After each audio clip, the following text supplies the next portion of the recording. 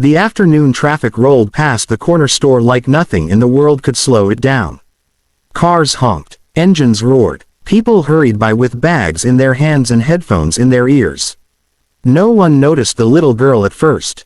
She was small, maybe 8 years old, wearing a thin jacket that looked one size too big. Her shoes were scuffed, and her hands clutched a plastic bag with a loaf of bread inside. Beside her limped a dog. The dog was medium-sized, brown and white, with one ear folded awkwardly and a back leg he barely put weight on. Every step made him flinch, but he stayed close to the girl, brushing against her leg as if afraid to lose her. They came out of the store together. The girl paused on the sidewalk, looking left, then right, unsure which way to go. Her eyes dropped to the dog. "It's okay," she whispered. "We're almost home." The dog wagged his tail, weakly, as if that was enough. Across the street, the sound of motorcycles thundered closer. A line of bikes pulled up at the red light. Chrome gleamed in the sun. Leather jackets, heavy boots, helmets painted with flames, skulls, eagles. To most people, they looked intimidating. To some, dangerous. The little girl froze. She instinctively stepped in front of her dog, gripping the plastic bag tighter. The dog growled softly, not in anger, but in pain. One of the bikers noticed. He was tall, broad-shouldered, with a graying beard visible beneath his helmet. His eyes shifted from the traffic light, to the girl, to the dog's injured leg. He frowned. The light turned green, engines revved, but the biker didn't move. Neither did the others. One by one, the motorcycles stayed still, blocking traffic behind them. Horns blared. The biker raised a hand, signaling the group to cut engines. The sudden silence was heavy. He removed his helmet and crossed the street slowly. The little girl's eyes widened. She took a step back. "Please," she said quietly.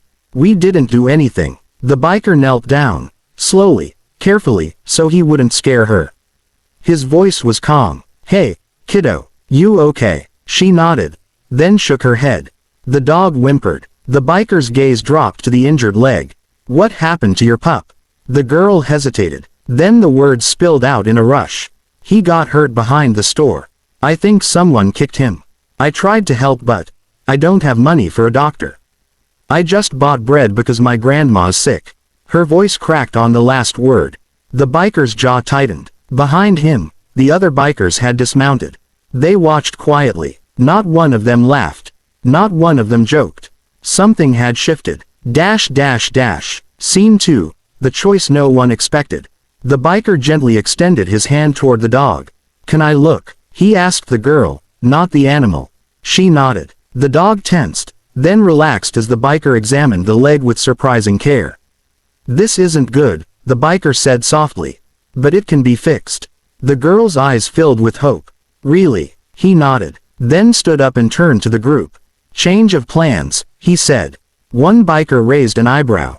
"What about the ride?" The leader looked back at the girl. "We've got something more important."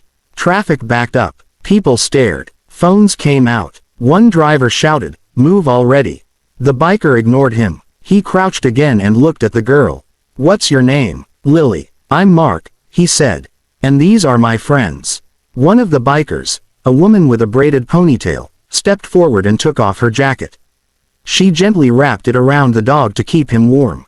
Another biker knelt and offered Lily a bottle of water. "Your grandma?" Mark asked.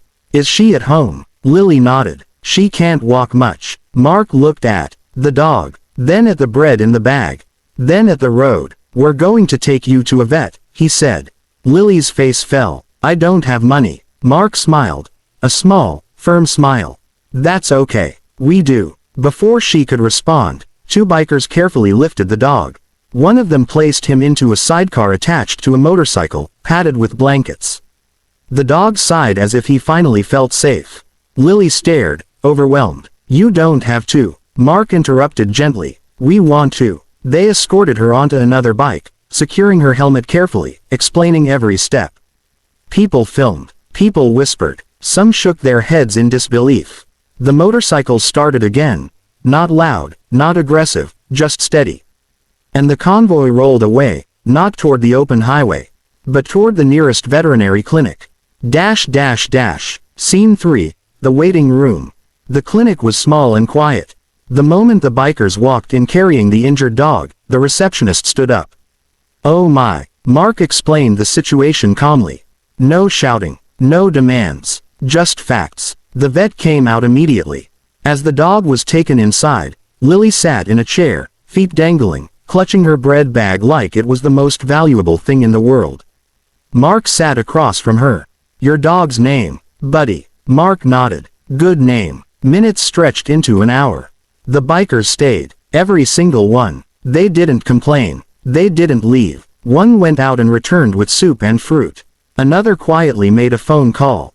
Lily looked up at Mark. "Why are you helping us?" Mark thought for a moment. Then answered honestly, "Because a long time ago, someone helped me when they didn't have to." She nodded, as if that made perfect sense. The vet finally returned. "Buddy's leg is fractured," she said. "But we can fix it. He'll walk again." Lily burst into tears. "Happy ones." Mark exhaled slowly. "Do whatever you need." The receptionist whispered, "The bill." Mark held up a hand. "It's covered." The bikers nodded in agreement. Not one asked how much. Scene 4. What the world saw next. By evening, Buddy was bandaged and resting. Lily hugged him carefully. Outside, neighbors had gathered. Someone had recognized the girl. "Her grandma's been struggling since her parents passed," a woman whispered. The bikers listened. Mark turned to the group. "We're not done." They followed Lily home. The house was small, old, quiet. When Lily's grandmother opened the door and saw the motorcycles, she nearly collapsed. But when she saw Buddy alive, bandaged, breathing, tail wagging, she cried openly. The bikers left food on the table. Medicine. An envelope with a note. It read, "For Buddy, and for you." From people who noticed. The next day, the video went viral. Millions watched as scary bikers knelt beside a little girl and her injured dog. Comments flooded in. "I was wrong about bikers.